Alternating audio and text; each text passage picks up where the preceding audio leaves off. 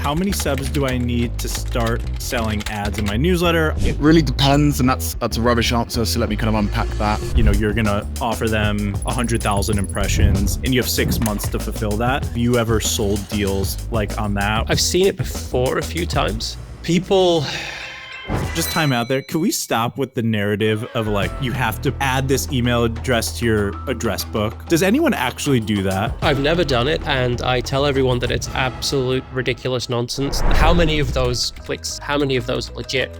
How many of those are fake? Do brands care about this? Do they know about this? If they don't know about it, let's not tell them. Everyone promise? Don't post this.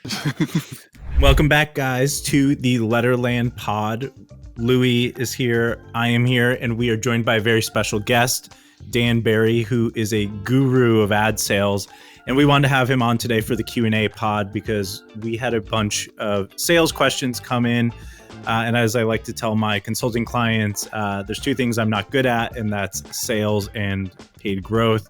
Louis, I'm just going to assume you're not good at sales, but we wanted to bring in someone who's a real expert. So Dan, could you tell us a little bit about your story?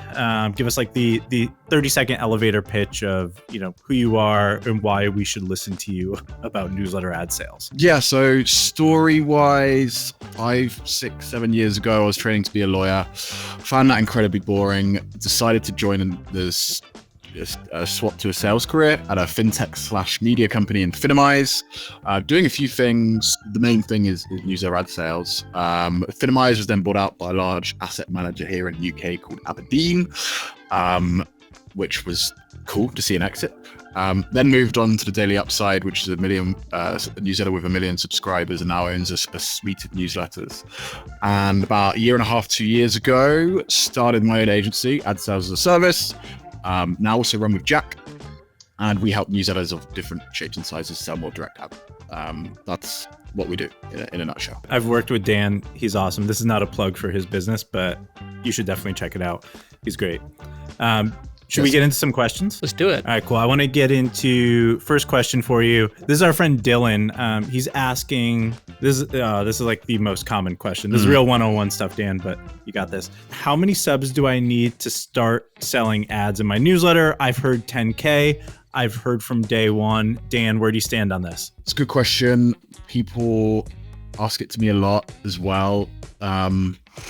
It really depends, and that's a rubbish answer, so let me kind of unpack that. If 10K is pretty low, you've really got to think about how much you can charge and therefore actually make if you double down on ad sales and do everything successfully and spend lots of time and stress on it. If you're on 10K, let's say you have a 50% open rate, let's say you can charge a $50 CPM on sponsorships, that's $250 a sponsorship. For the whole start to finish. For most people, $250 isn't a lot of money, even if they're selling in packages of 3 or 4, $750 or $1,000. It's quite tough. It's input to output. Your time to revenue, the ratio isn't fantastic. But if it's a side hustle and you're getting a shitload of inbound, then absolutely capitalize on that. But the question most people really mean when they ask that is, when should I double down on ad sales, spend lots of time or money on hiring someone to do outbound or lots of agencies? And that you really need to figure out how much money can you potentially make if you sell your primary placements, let's say. Figure out how many sends you do a month, what CPM you can reasonably get, and then how much you can charge, and then you come to your monthly revenue potential. If it's $2,000 and $2,000 is not enough for a lot of stress to you, wait until it's 12. And that number depends on where you are, whether it depends on the situation, whether it's a side hustle or add-on to an existing agency business, etc., etc., etc. But when it's worth it to you, and ad sales is not necessarily the most easy revenue stream to get off the ground and really get running. I think a lot of the times when people ask this question, really what they're asking is like, will brands take me seriously with how many subscribers I have right now if I go out to them? Is another way of looking at it. And my approach there is to say, well, are the results that you could drive in the best case for that brand or the brands that you would go to, are they going to be meaningful, right? Because if you have 500 subscribers, but every single one of them has sold their own software business for 7 figures, I bet if you reach out to like Sampars Hampton or someone like that and say, hey, will you sponsor us? He's going to go, yeah, no problem. I'm going to throw money at you. Whereas if you have 500 subscribers on like a productivity newsletter and you go to Notion and say, hey guys, sponsor me, I can drive 5 new signups for Notion, they're going to go, well, that's like, we don't have time to think about that. We're adding tens of thousands of users a day, right? So I guess that's another way to look at it, is like, are your results going to be meaningful enough for them to even bother looking at the email or like thinking about the conversation? I actually think you should start monetizing from day one. And I do agree with you, Dan. Like, I think trying to go out and sell like flat fees for $100 is not worth your time. I would say there's probably like a good in between, and that's affiliate sales, right? So like I would go out and just sign up for a bunch of affiliate programs. Like literally, if you're in finance, like just go get your personal Robinhood affiliate program and put it in your newsletter. And the reason I say that is I think it's really good to find out early if you can actually sell stuff to your audience, right? It's like, are people opening and are like 1 or 2 people buying things? Even if you have a couple hundred subscribers, are people actually taking action? And then I think it's good data to go directly to partners with, and then go directly to people like you, Dan, who might say, well, like, I'm not ready to work with you yet because we're probably not going to make a ton of money, which, right, you're taking a percentage of sales, so it doesn't make sense for you to take on small newsletters.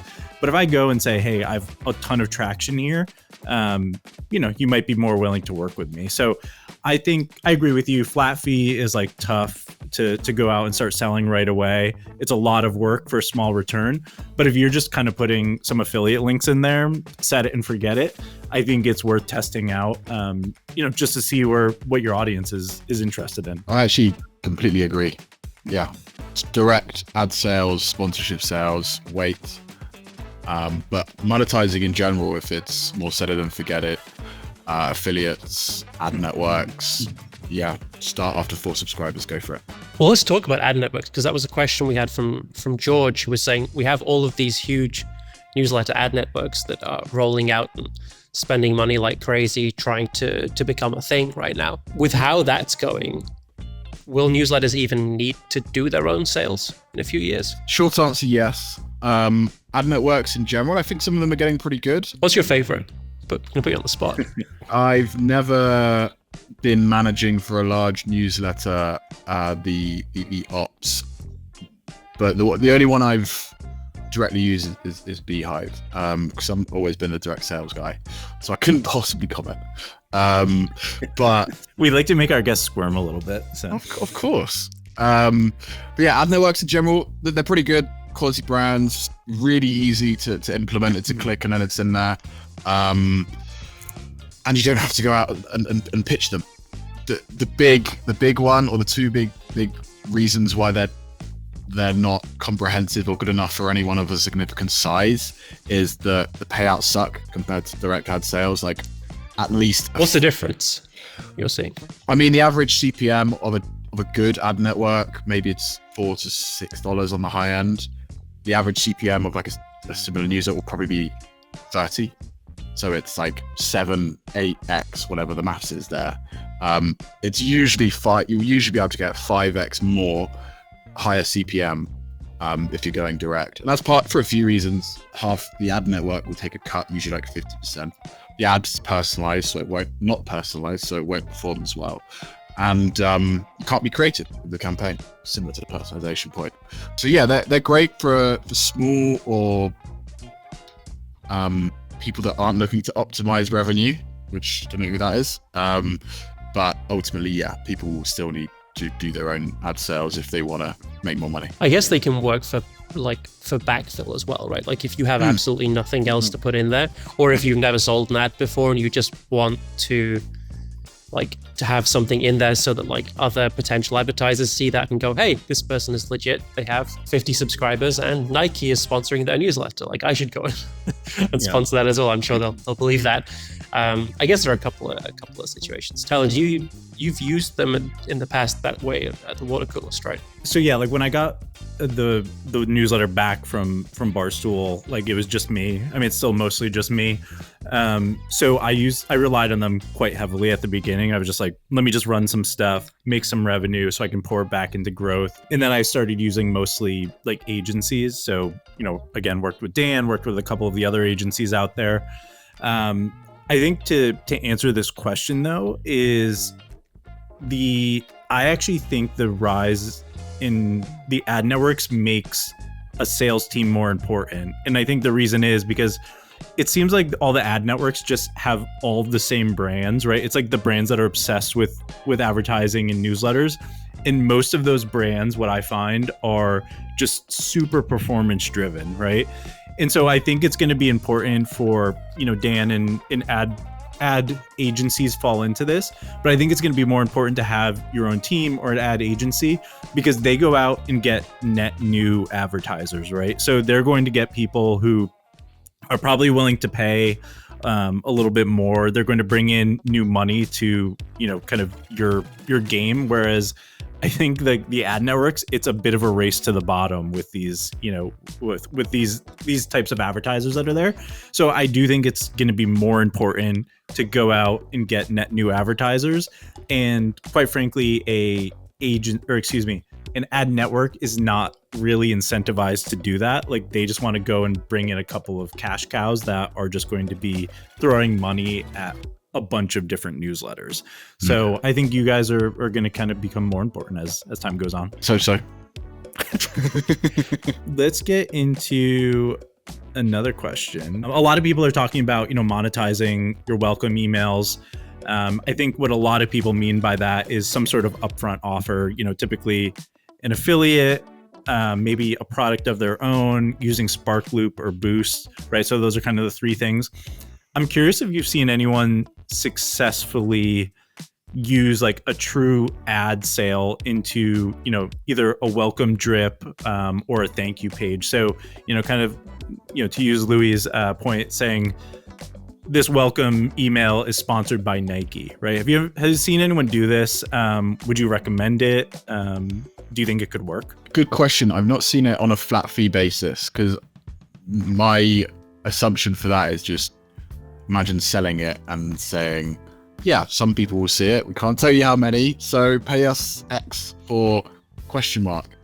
It'd be tough. I do know a few people that do CPL deals, which I think is kind of CPC 2.0. Right.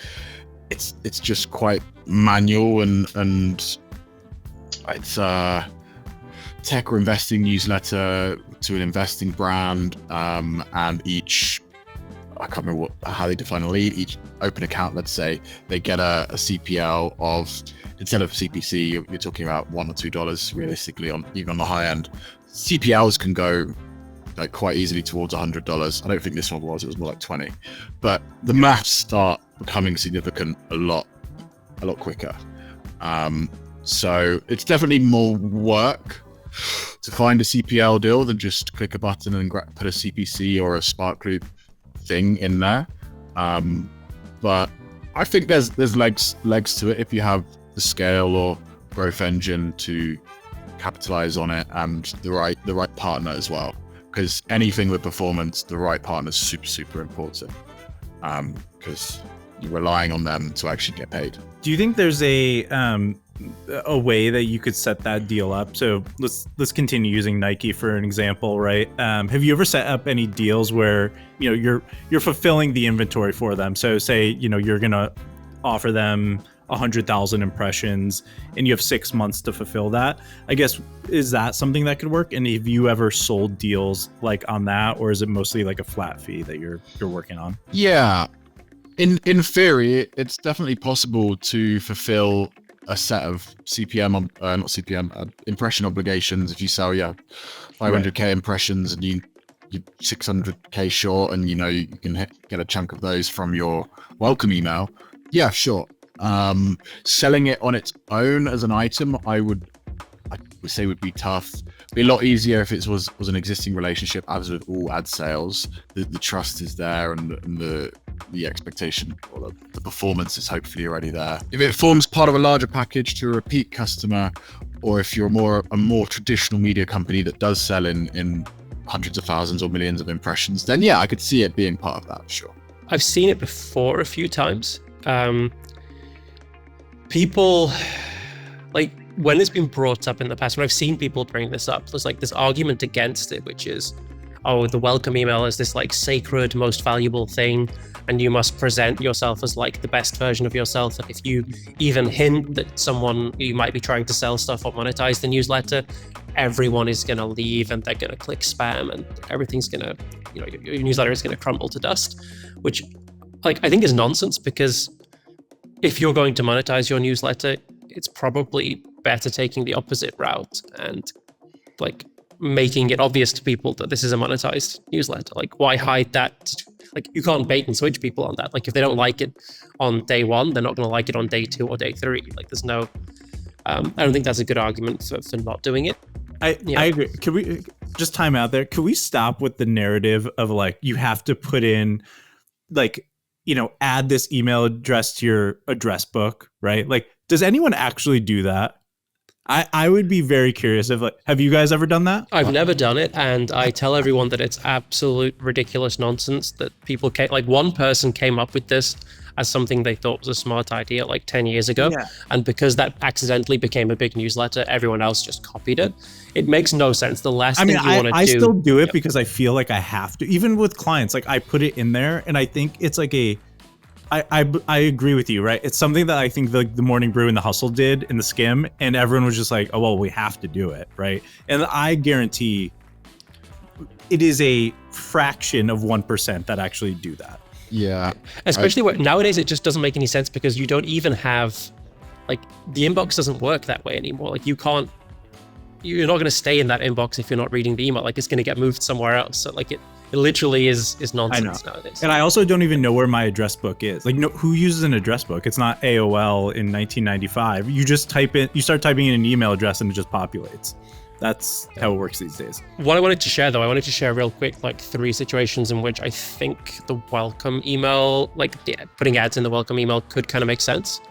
So the first one that I thought of was, I've been in a bunch of deals trying to sell ads in a newsletter where like people are pushing back, the brand's pushing back at me on price.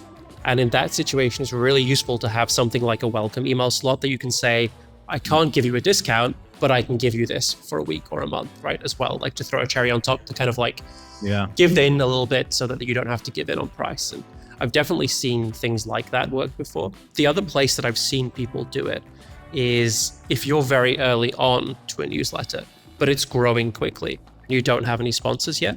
It can be really nice to go out and get like one keystone sponsor and say, hey, I don't know whether I'm going to get 10,000 or 20,000 or 30,000 new subscribers this year, but I know that the email that they're going to be most engaged with is the welcome email.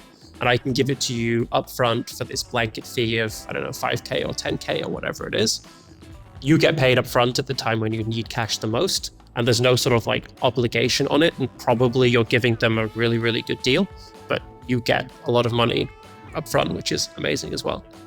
And then the only other time I think that I've seen people doing this has been more on like a CPL basis, like Dan was talking about, where I think is really compelling. Like if you make like the goal of the welcome email is like 99% of it is about getting a click, and 1% of it is like trying to get someone to reply.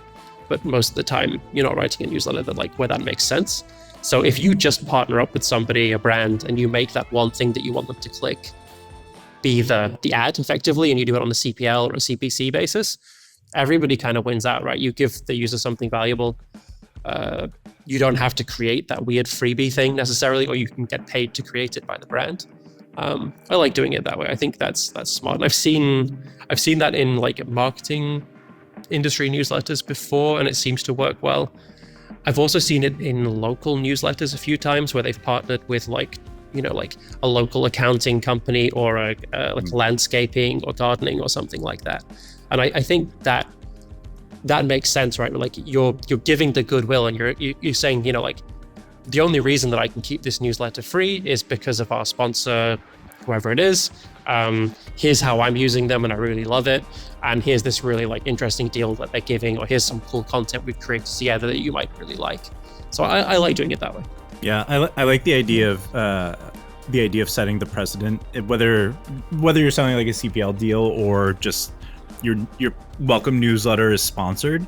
I do like the idea of being like, hey guys, like this is a free newsletter and I keep it free because of this. And I've been doing more of that in the water coolest, and I've seen an uptick in ad clicks. If I'm just like, guys, just being honest with you, like this is how I keep it free, this is how I make a living, like click on these ads and check them out. I'm not saying you need to go buy something, but like just go check it out, right? And then people are more likely to click. I think it's weird. I think a lot of people have this issue where they don't like to reconcile the fact that they need to run ads to keep their newsletter afloat, and they try to hide it in this weird way. But it's like that's a business model, and I think most people get it. We're already talking about ad clicks, so let's keep on with that, because this is a question that a couple of people asked, which was around, like, I guess, how legit are the clicks that I'm actually getting in my newsletter. And this was worded in a couple of different ways, so I kind of like put it together into like a general question, which was around just like, look, I know that what my ESP is telling me, like my ESP is telling me I got 100 clicks in my newsletter. I know that the real number is probably less than that. What I don't know is, did I get 10 real clicks, 20 real clicks, 99 real clicks? Like, how many of those clicks that I'm getting in my newsletter that my ESP is telling me about, how many of those are legit? How many of those are fake? And like, when I'm running sponsorships in my newsletter, like, do brands care about this? Do they know about this? Like, how do you figure this out? If they don't know about it, let's not tell them. Everyone promise. Don't post this. There's a few. Most decent ESPs have got a lot better at kind of recognizing / discounting bot clicks. I don't think anyone's got it perfect yet, but even 3-4 years ago, I remember using the pre-Beehive ESPs. They were terrible at it. Like there was no thought to these clicks might be bots or enterprise cybersecurity systems or whatever it is. Can I pause there, Dan, real quick? I have a question for you. So I imagine you're familiar with their verified CTR now. What do you have any number in your mind of what like the ratio of verified to total CTR should be, right? So if I have 100 clicks on my newsletter, should I have 90 verified clicks? Like what is a number that you would feel comfortable with? And I know I'm putting you on the spot here, but like I kind of think it should be like 90%, but what's your number there? I'd say around there, 80, 90. It depends who your audience is. If you have, if you're in an industry where everyone's going to have really specced up cybersecurity, it might be a lot more. If you're in the defense sector and everyone is using their business emails, then it could be way less or more than that. But yeah, 80 to 90, like realistically with like features like that, ESPs have got pretty good, but not perfect. Like 80 to 90% of the clicks are verified clicks, but then how many of those verified clicks are, how good are they at verifying?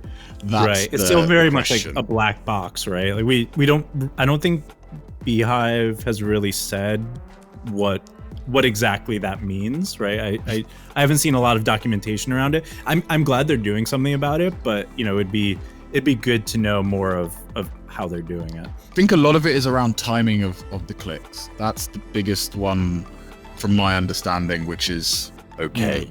What do you think, Louis? I know that if you actually want to get to pretty much 100% accuracy, it's pretty easy. You just have to use your own like redirect. So you have to send people through to a URL that you own. And then on that page, you're using something like Cloudflare or something. You can buy that through other providers of like these link shortening tools. Most of the paid plans of those will have something there.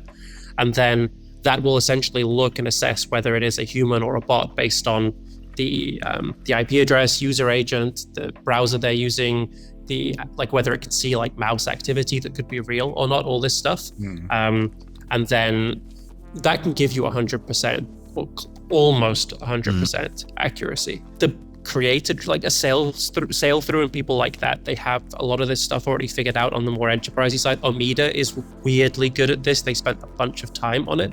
I think some of the bigger ad networks like Alive Intent and people like that are also pretty good at this because it's what they do. The smaller ESPs like Substack, Beehive, Kit, they have nothing in this direction whatsoever. The verified clicks things from Beehive is like, it's basically saying, hey, here's what our sponsors are agreeing to pay for. But obviously they have to give it a nice name, right?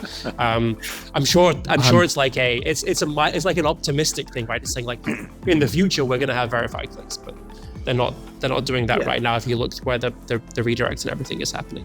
I think there's one other thing on this about, like, Dan, you mentioned it's really important how, like, if you have, for example, a lot of very corporate email addresses, or if you have like a lot of students with student email addresses, for example, the systems that they're using for the inbox provider are going to be clicking a lot more to verify that the link is safe. For example, in some cases, they'll be scanning everything. Gmail and Apple in the last 12 months have started doing this more and more as well. So the clicks are getting more and more inflated over time. And then if you're on any of if you're on Substack or Beehive and you use their recommendations tools, they have like these one-click subscribe features inside of Beehive and Substack. We also have that at Sparkloop. The difference is they don't have this security stuff in the background. So if you've been on Substack or Beehive, especially if you've been on there for a while, basically what's happened is like they've been passing around this same bunch of a couple of thousand like bot subscribers basically to everybody, and it's kind of like infected almost every newsletter.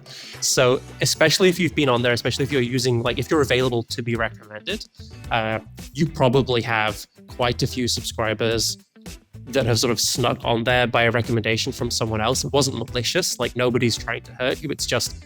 It's bots that are clicking on everything inside of the emails, and then they'll get on yours, and then you'll recommend them to other people as well.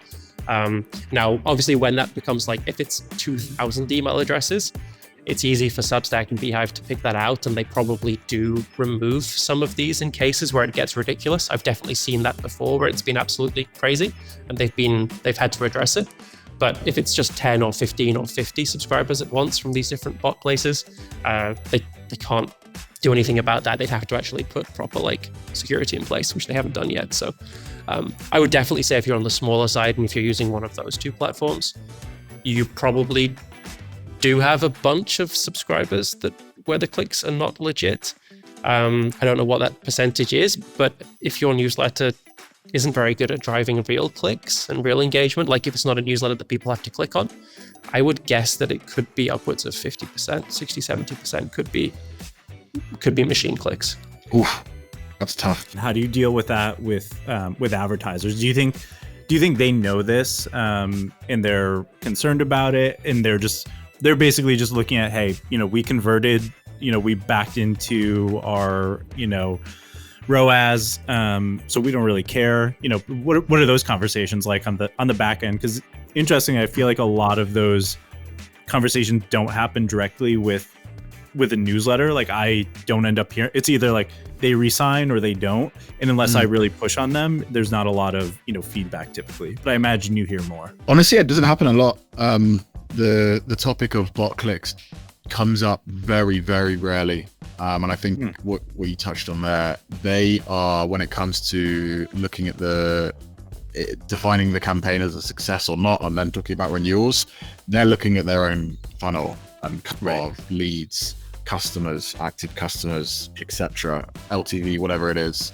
So they're listening to your report that you got 728 clicks and it was really good, and we can get 750 next time if we do this, which you should still do. But what they're actually looking at is their funnel most of the time.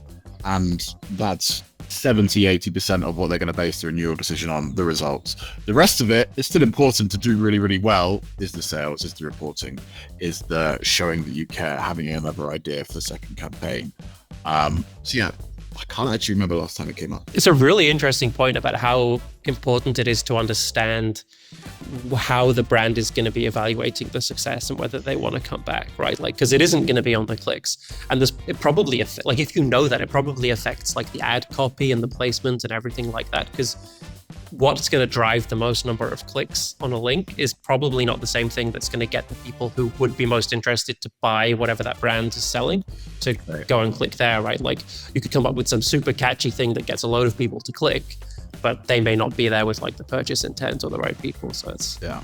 I didn't think about that. I don't think people think about that enough in general. I definitely didn't like connect the dots on that for a while. I think aligning the ad copy in the newsletter to the landing page on their side, and if you can have a co-branded landing page, even better. Just as with any funnel, like aligning the messaging, not going your message, their message, which is maybe similar but actually really, really different. That's going to see obviously a huge drop off. If you can go from your message created together to their website where you've also created some messaging together, or at least it aligns very closely, it's going to perform a lot better in terms of down funnel. I've seen a lot of over the years, right? There's a lot of just like awful landing pages, and it's like it's tough to like go to the brand that's paying you, you know, a couple $1,000s to run an ad and be like, guys, your landing page is the reason that we're not converting here. Like, it just absolutely stinks. Yeah, that's a hard conversation to have. But it's interesting, going back to your point, right? Like, clicks don't always translate obviously into sales. Like, you get a bunch of clicks and, you know, not translate into sales. But it's interesting, right? Because all of us just go out with, you know, in our media kits, and like the first thing people ask is, you know, is about clicks and open rates. I feel like it's a little bit hard. Like, a lot of brands kind of keep that close to the chest. Like, I don't know, you know, like today I was running a hangover cure, right? It's like they're probably not going to come back to me and say, hey, we sold $10,000 worth of hangover cures, or we sold $500, unless it's, you know, $50 and they want me to rerun something, and then they tell me the number. But what are people putting in their media kits to show success? It is sometimes hard to get down funnel numbers off brands, but if and when you can, definitely do it. Ideally when it's gone well, so you can use it as a testimonial in your media kit. Yeah. And it is an imperfect system optimizing for clicks and impressions, and a lot of the conversations center around that. But that's what we go off, and brands will take that, plug it into their data with averages, and they'll expect this level of impressions, this level of clicks, this level of leads, this level of buys. But yeah, try one good trick if you have the time and resources to do it. Set up post-campaign calls with like brands that have gone well or are a good fit. You're gonna hear the numbers on a call like a lot better than just chasing someone on an email. And if it's a good amount of numbers and they're happy, then say, hey, can I just take this meeting recording and put it in a quick quote in our media kit? Most people, most of the time, say yes. So yeah, get the data when you can. Okay, so closing this full circle, when you send, or taking it full circle, when you send people, do you always recommend at the end of a campaign to send data? I actually almost never send data, and maybe that's hurting my my renewals. I rarely ever send it unless people ask. And then I will reach out and like try to renew and, you know, just chat with them if I think it went well, if I think it's like a good brand fit, if I heard some positive news from, you know, or positive notes from readers. But what do you recommend somebody sends? And now I'm just asking stuff for the water coolers. This is just free consulting. What do you recommend people send at the end of a campaign, you know, as far as data, or, you know, even just how this thing looks? Like, I have no idea what to send. Yeah, I see your thought process in terms of exactly what we're talking about, of not sending the results on your end, the clicks and impressions. I would always encourage people to send it, even if it's not going to sway the brand to renew. It will contribute 5, 10, 20% of it. It also shows that you care about the results. Yeah, it's fair. Not saying that you don't, but it's like, this is what we saw on this day. This is obviously this copy. It can enable you to like digest it a little bit. Okay, this copy went better than this copy, and it focused on this aspect of your product, so let's do more of that. Your competitor ran, they got 500, you got 700, so that's interesting to know from a brand's perspective. So it's not the specific number of clicks, because it's 11 more than Tuesday, isn't gonna be a silver bullet to the renewal of the business. But I'd always encourage people to send it, and you can. Sponsy's really good at automating it. If you want to stitch together Zapier or other tools. It can be done pretty quickly this day and age. Yeah, I was gonna say, like with Sponsy is great, and I think with AI now you could probably hack something together that just automates basically all of this. It's a good point. Maybe I'll get on that after this call. So we have one more quickfire curveball for you, and I want you to imagine that you go to bed tonight and you wake up tomorrow morning and you're locked in Tyler's basement.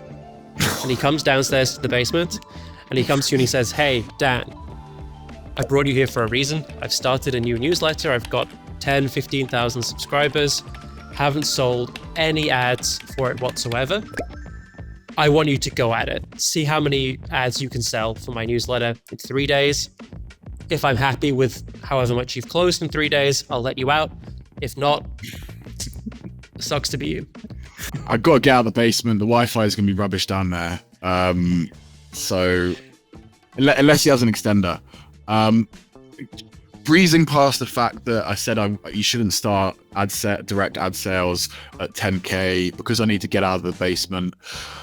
The highest, I guess it actually comes down to a piece that Jack wrote in our ad sales newsletter revenues, that then if you got 3 days and you need to get out of someone's basement to close as much revenue as possible, you need to, or whatever the situation is, you need to focus on the lowest hanging fruit. And the lowest hanging fruit is like someone that's already given you money. If you haven't got that, then someone in your network, your mate who's at school, who is now the CMO of Salesforce because you went to a good school, or anyone that is relatively a good fit and in a marketing decision maker position. That I would say is the lowest hanging fruit. The second lowest hanging fruit is brands directly spending, which is hard to tell, but hey ho, in very, very similar newsletters that are also a really good fit and have been doing it recently and repeatedly. Where can you find newsletters like that? You can.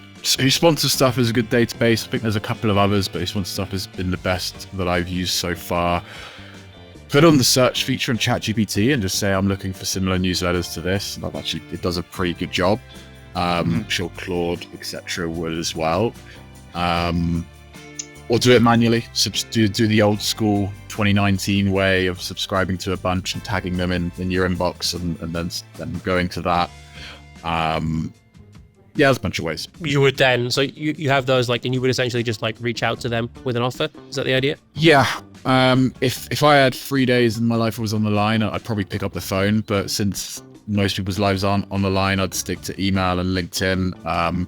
If you got a big following on Twitter or whatever, TikTok, Discord, Gumtree, eBay, then use where you have a following and trust. But assuming you don't, email, LinkedIn, connect, add a note to the lowest hanging fruit possible.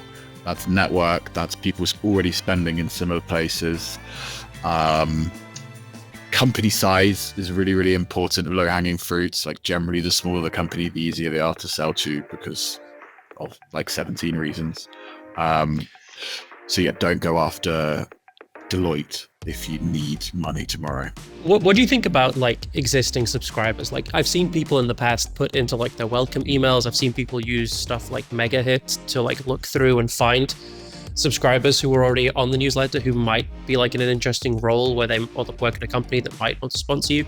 I've also seen people, if they don't have ad slots for a specific newsletter, sometimes they'll just run a your ad here kind of thing. Do you want to get in front of 17,000 dog fanatics? You can do that. Click here to see that, to get in touch with the Media Kit or something. Do those work? Yes. Couple of qualifying factors with Megahit. I believe it works best with B2B. And there might be some consumer niches that work as well. If you're a dog newsletter, I imagine some of them would work in the dog or the pet industry and sell pet products. There might be some overlap there. But B2B, that existing subscribers works best. If you're a marketing newsletter, fantastic. Start a marketing newsletter because you've just got your list is full of leads. So yes, but if you're a Morning Brew type audience that isn't strictly B2B or siloed into a niche where people are going to be working and interested in that industry, then that the effectiveness will be slightly limited. But yeah, I'd also count your subscribers as low hanging fruit as well, to be for sure. And if you have a budget, use MegaHit. Some of our clients have used it, and it massively increases the reply rates and the amount of people getting on a call and the amount of people buying. Sure. Can I get one follow-up? How many people are you actually calling, Dan? Do you actually pick up the phone and make sales calls, like cold sales calls? And do people actually pick up? No, I don't cold call. Okay. You only do that from my basement? Yeah. My life's on the line. I got desperate. Okay. I had to go back to that. I was like, I don't think anybody is doing that in 2025, but I'm also thinking maybe we should be. I would, if someone has cracked cold calling for newsletter sponsorships, please get in touch. I or someone on a team I've been with has tried it, and I know it works in traditional kind of media agency sales, and it still works in SaaS, data, loads of other industries, but I've not heard of anyone that's been able to crack it for ad sales. Newsletter ad sales. Local newsletters, it's going to work because that's how people there who have money do business. That's how you get them on the phone. Another place it will work is if you have a newsletter in a European language where people don't really cold call. And if you ever want to sell something in most of Europe, like non-English speaking Europe, just picking up the phone is like, because no one else does it, they're not really ready for it. And, they're kind of like, oh, wow, like this person must really, really want to help me. Like, let's talk about it. Like, I've cold called into the US and I've cold called into like a bunch of different countries before. And Europe is like a much more pleasant experience to do. Like, people are excited to hear from you. Yeah. Americans, we do not like cold calls at all. I would have thought us Brits would have hated them more than you guys. You seem much more open to selling. Well, Brits are more polite. But I was thinking sort of Europe post-Brexit, so mainland Europe, I guess. So Dan, let's. I know we have to wrap things up. So why don't we hit Plug City? Where can people find you and all your stuff? Just on LinkedIn is probably where I'm most active, or adsalesaservice.com is the agency. Newsletter is just revenues.co, but LinkedIn is probably best for me. We'll have links in the show notes. Tyler, do you want to finish us and send us out with the customary request for more questions? Yeah, we need more questions. Let us know what you guys want us to answer in the next Q&A session of the Letterland Pod. You can get at us at letterlandpod@gmail.com. The more questions we get, maybe we'll get an actual branded email address. It's nice to leave this on a cliffhanger. Tune in next week to find out if Dan is let out of Tyler's basement or not. It's going to be, the suspense is killing, if not us, then definitely him.